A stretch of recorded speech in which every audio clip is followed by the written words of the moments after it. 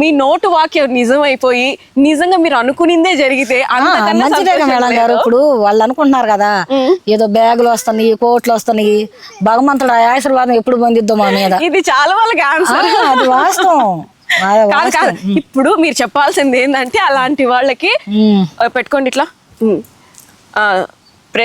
ఏదైతే మా గురించి అనుకుంటున్నారో చెప్పండి, ఏదైతే మా గురించి అనుకుంటున్నారో అది నిజం అవ్వాలి, అది నిజం అవ్వాలని, అది జరగాలని, అది జరగాలని, అతి తొందరలో ఇలాగే మీ ఆశీర్వాదాలు ఉండాలని, ఇలాగా మీ ఆశీర్వాదాలు ఉండాలని కోరుకుంటున్నాం. కోరుకుంటే డిన్నర్ కూడా పిలుస్తాం, డిన్నర్ కూడా పిలుస్తాం, బ్రహ్మాండంగా ముక్క వేసి పెడతా. అది ఇట్లా ఉండాలి. ఇది కదా, ఇలా చెప్పాలి ఆన్సర్.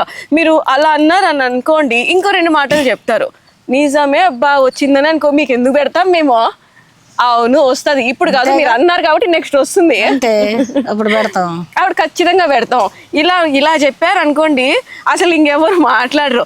ఇది ఎవరికి చేరాలో వాళ్ళకి చేరితే చాలు, అవునా కాదా? ఏదైనా స్వామి చేరిపోయి ఉంటుందా?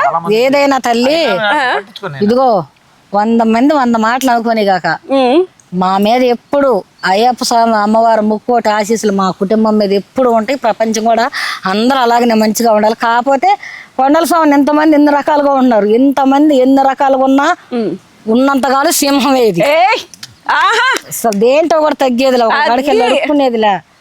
ఈయన భగవంతుడు దేవుడు మాకిచ్చిన గొప్ప వరం. ఈ దేవుడు లేకపోతే నా ఫ్యామిలీ లేదు, నా బిడ్డ లేకపోతే నా ఫ్యామిలీ లేదు. ఓకే.